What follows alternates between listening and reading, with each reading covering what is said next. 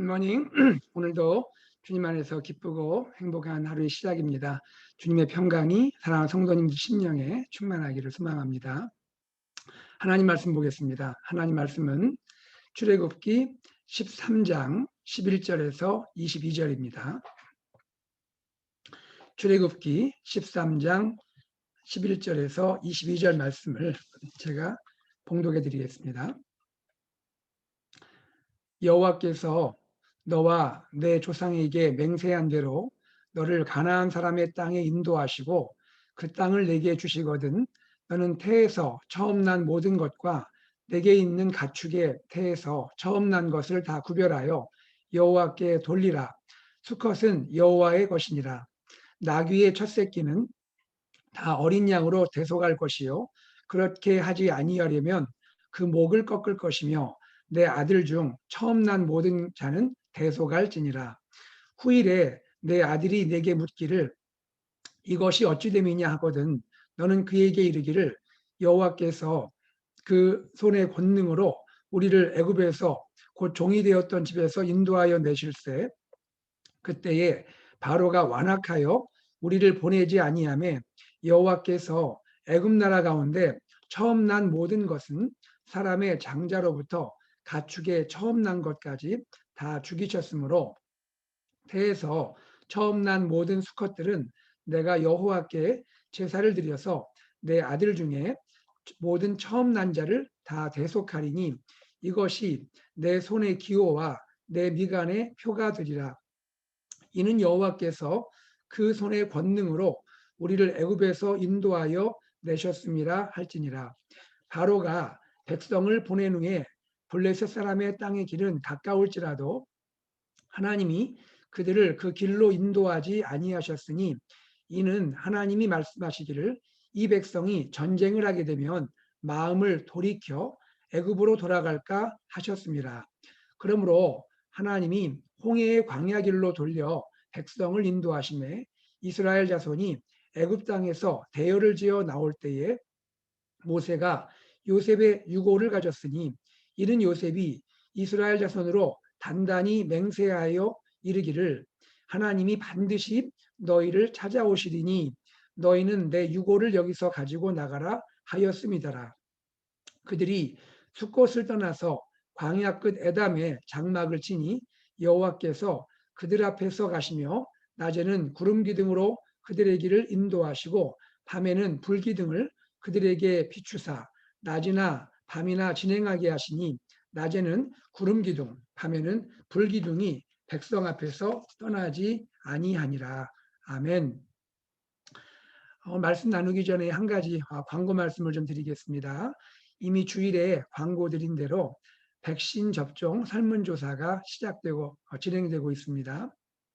이미 브리즈 이메일 혹은 또 교회 여러 가지 방식으로 전달받았을 성도님들이 계실 텐데요. 여러분들이 그대로 시행해 주시면 되겠고요. 어제부터 교회 홈페이지에 우리 백신 접종 설문조사 그 링크가 올라가 있습니다. 목장 카톡을 통해서 여러분이 전달받게 되실 겁니다.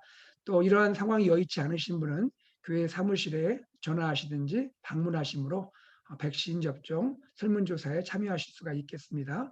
여러분 이번 주일까지 진행되는 조사에 함께 참여해 주시면 감사하겠습니다. 저는 말씀을 나누겠습니다.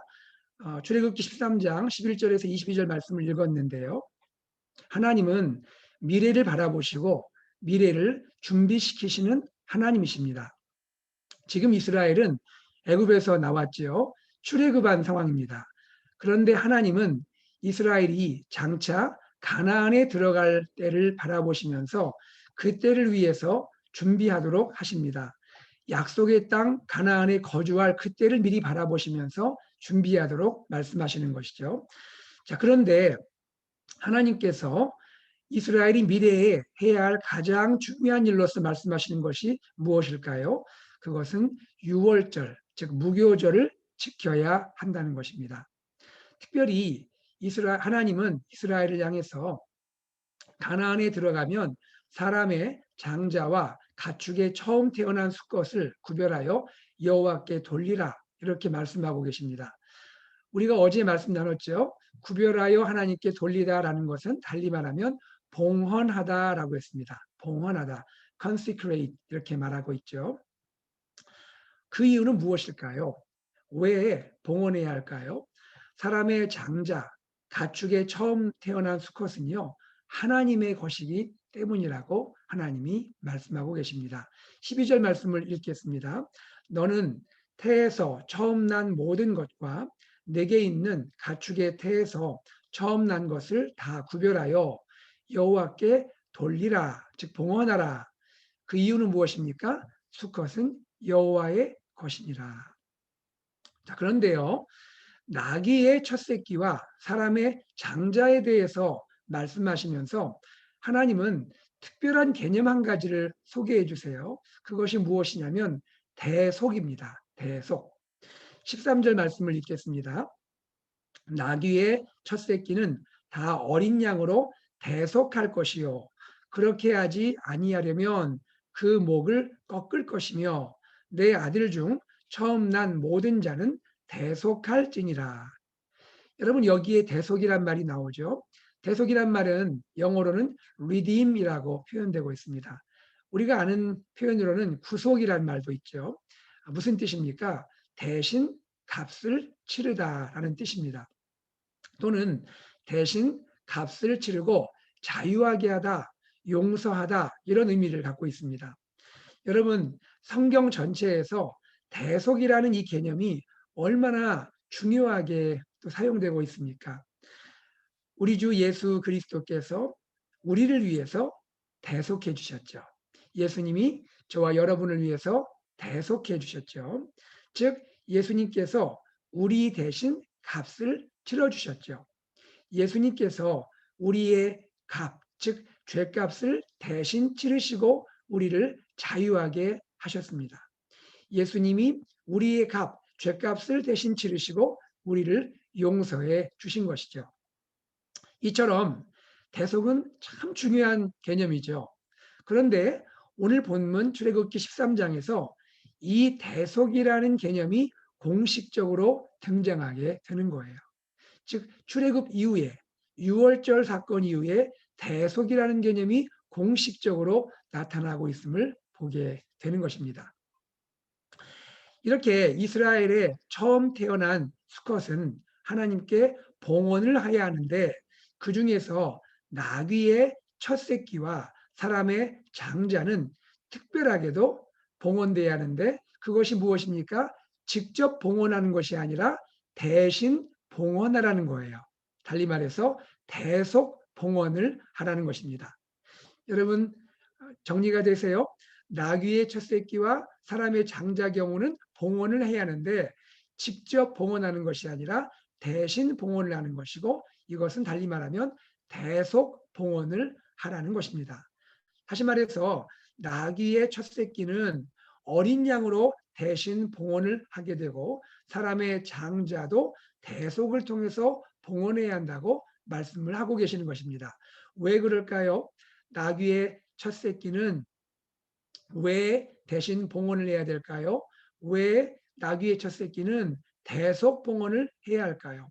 여기에 대해서 두 가지 학자들의 의견이 있습니다. 두 가지 의견인데 첫째는요. 나귀는 부정한 짐승으로 여겨졌기 때문이라고 해석을 하는 거예요. 나귀는 부정한 짐승이었다. 여러분 그 정결한 짐승, 부정한 짐승 기억나시죠? 그 정결한 짐승, 부정한 짐승을 그 나눴던 기준이 레위기에 보면 자세히 나오잖아요. 정결한 짐승은 어떤 짐승을 가리킵니까? 굽이 갈라지고 되새김질을 하는 짐승을 정결한 짐승이라고 여겼습니다. 이것에 충족하지 않는 짐승, 이 두 조건 모두 충족하지 않는 짐승이 있다면 그것은 부정한 짐승으로 취급을 했던 것이죠.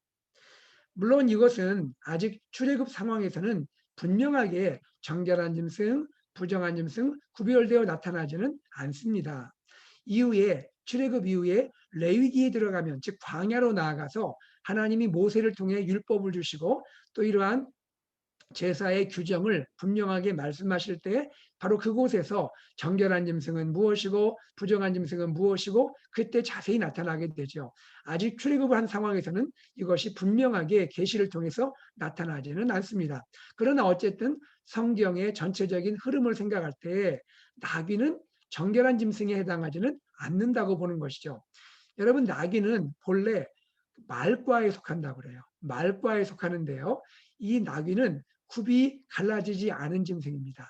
그리고 나귀는요, 되새김질을 하지 않는 그런 짐승이에요. 그렇기 때문에 구약 성경 전체적으로 볼 때 부정한 짐승으로 여겨지게 되었다. 그러므로 이 부정한 짐승을 하나님께 직접 봉헌하는 것이 아니라 대신 봉헌한다, 대속해서 봉헌한다라고 해석을 하는 한 가지 입장이 있는 것입니다.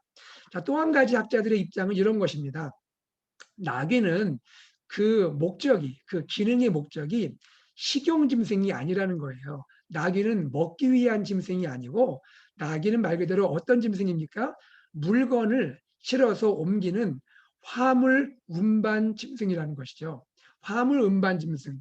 이것은 먹기 위한 짐승이 아니라는 것입니다. 그러다 보니 직접 봉헌을 하지 않고 대신 봉헌을 한다는 거예요.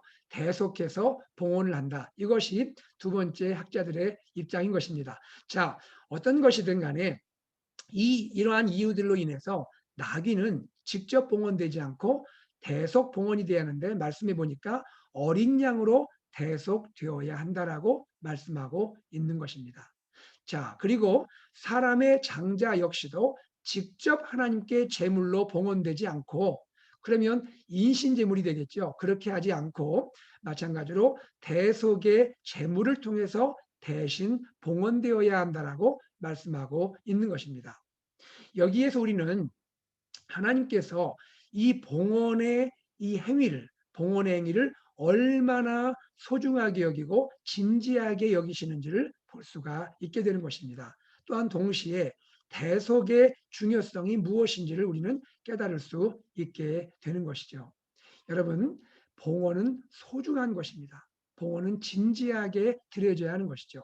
진지하게 구별되어서 하나님께 드려져야 되고 하나님은 그것을 위해서 대속의 개념을 말씀하시는데 우리는 예수님을 통해 보듯이 우리는 이 대속이 얼마나 소중한 것인지 하나님 우리를 위해서 이러한 대속의 장치를 미리 준비하시는 것을 이미 출애굽할 때부터 하나님이 유월절 사건 직후부터 대속의 개념을 말씀하시고 때가 되어서 하나님의 어린 양 예수 그리스도께서 이 땅에 오셔서 우리의 대속의 제물이 된 것을 생각할 때 하나님의 그 은혜가 얼마나 큰지 우리는 감격하지 아니할 수가 없게 되는 것입니다.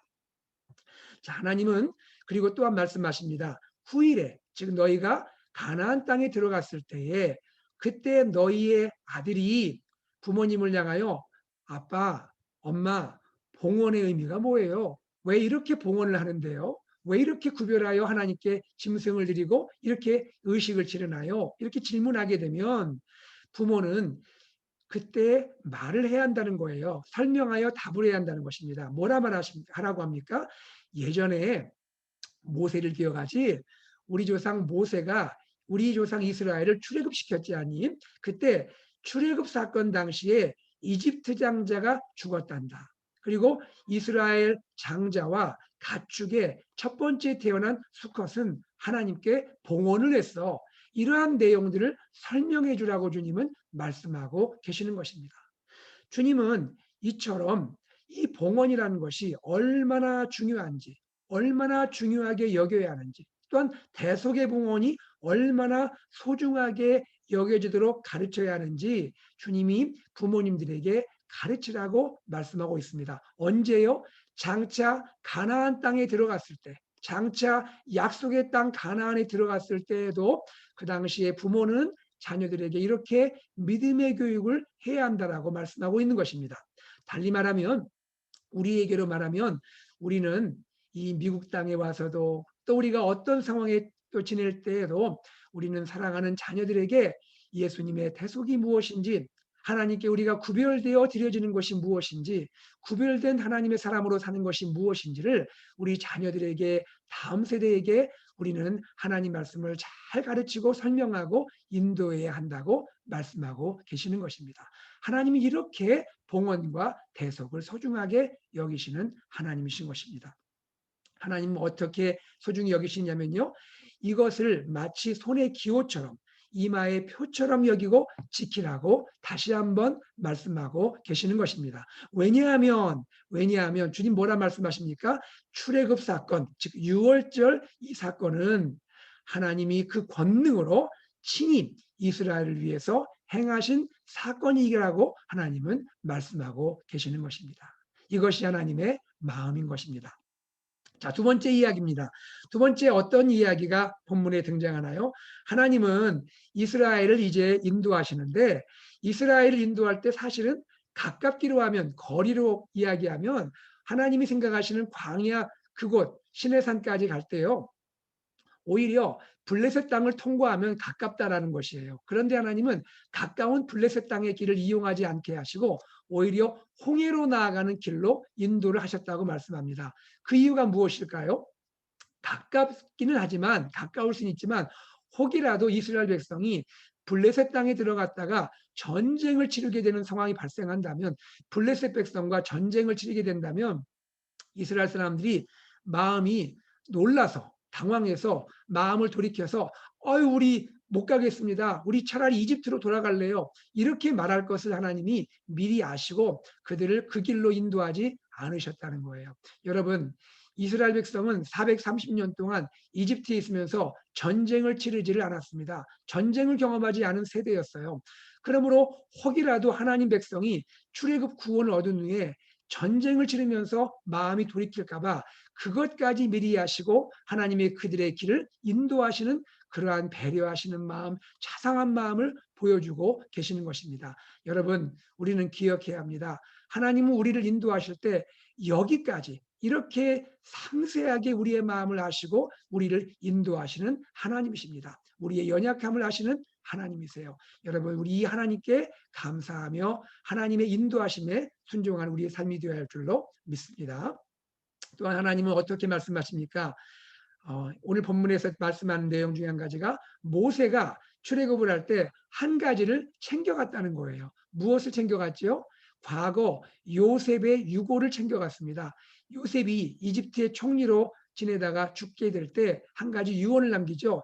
장차 세월이 흐르면 하나님이 너희를 찾아올 거야. 너희를 찾아와서 너희를 구원하실 텐데 그때 내 유고를 가져가라. 이렇게 맹세하면서 그것을 부탁했습니다.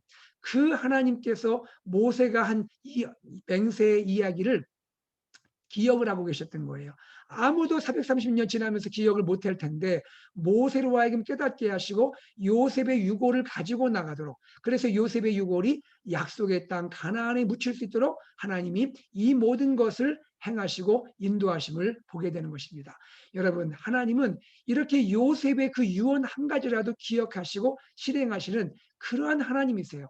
여기서 알 수 있는 것은 하나님은 요셉의 유언도 소중히 여기셨는데 하나님 자신이 우리를 향하여 맺으시는 언약을 얼마나 소중히 여기시겠냐는 거예요. 하나님은 그분의 언약을 소중히 여기시고 이루시는 하나님이세요. 그 언약 중에 가장 중요한 것이 무엇입니까? 예수 그리스도를 통하여 우리를 영원한 하나님의 자녀로 구원하시는 그분의 영원한 언약, 그것을 반드시 기억하시고 이루신다는 것입니다. 여러분, 이 하나님께 감사하며 하나님께 믿음으로 나아가시는 저와 여러분 되기를 소망합니다. 그리고 하나님은요, 이스라엘 백성이 드디어 숫곳을 떠나서 에담의 장막을 치게 하시는데요. 하나님이 이때 이스라엘 백성을 인도할 때 이스라엘 백성 앞에 행하시고 앞서 행하시고 낮에는 구름 기둥으로 밤에는 불 기둥으로 이스라엘 백성을 인도하셨음을 보여주고 계십니다. 하나님이 보호하시면서 백성들을 인도하심을 말씀하고 있는 것이죠. 사랑하는 여러분, 오늘 우리는 이 본문 가운데 참 귀한 하나님의 은혜를 생각했습니다. 그 가운데 간단하게 두 가지를 말씀을 한번 해보겠습니다. 첫째는 우리 자신이 누구냐 하는 거예요. 우리는 하나님께 봉헌된 사람들이다.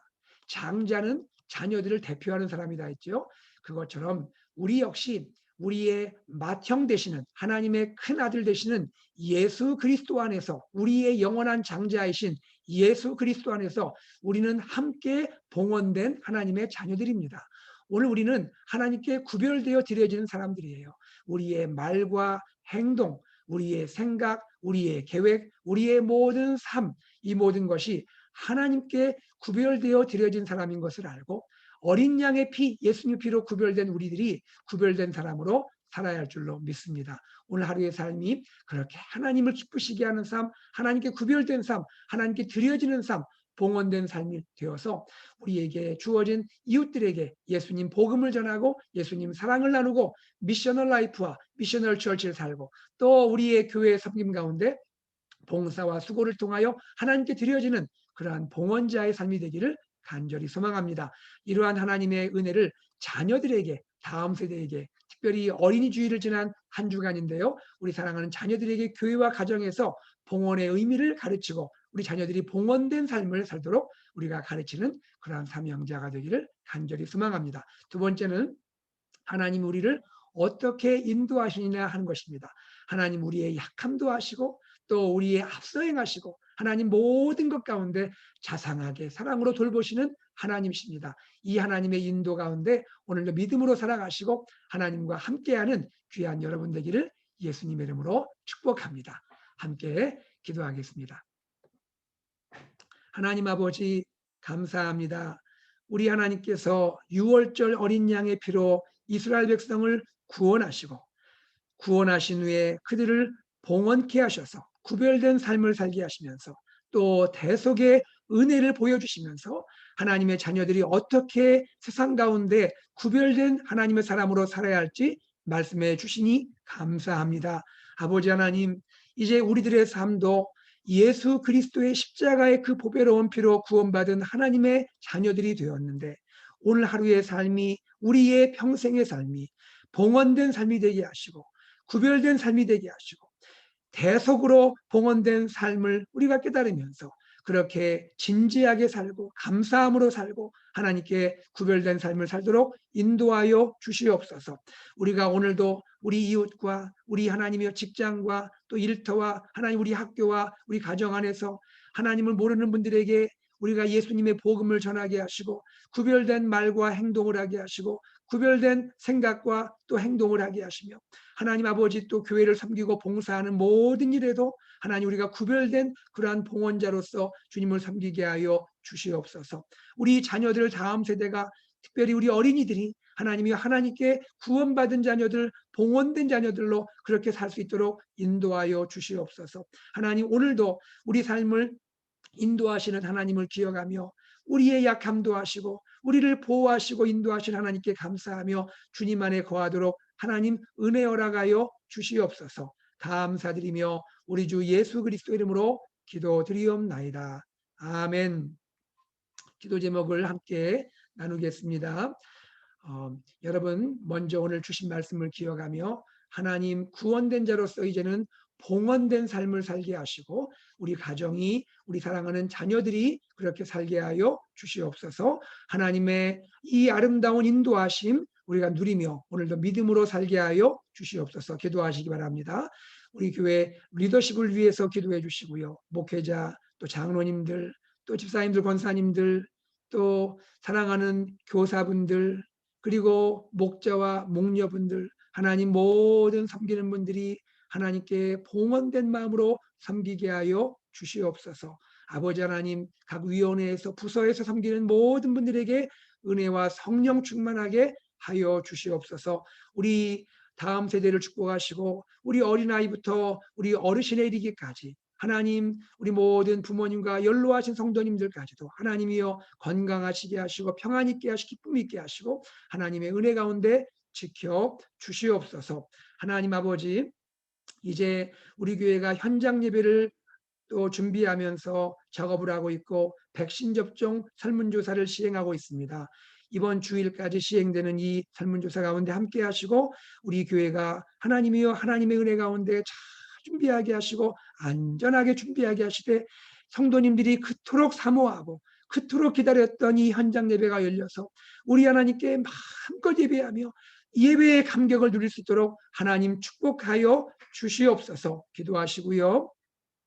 이제 전교인 퀴티 트리 페스티벌이 진행이 되는데 모든 성도가 교회 비전을 공유하며 말씀으로 세워지는 공동체의 마음을 가지고 매일 말씀 묵상 퀴티에 참여하게 하여 주시옵소서. 하나님 새로 임명되고 변동된 목자 목녀 축복하시고 또 귀한 사랑하는 딸을 허락하신 가정을 축복하시고 새 가족을 기억하시고 또 이번 토요일에 결혼하시는 가정에 은혜 베풀어 주시고 하나님 또 치유를 바라시는 김하철 목사님, 메디슨, 은송 귀한 우리 어린이를 기억하셔서 하나님 은혜 풀어주시고 치유의 광선을 베풀어 주시고 모든 아르물을 고쳐주시고 하나님 또 고난당하는 성도님들 인도하시고 축복하시고 길 열어 주시옵소서 기도하시기 바랍니다.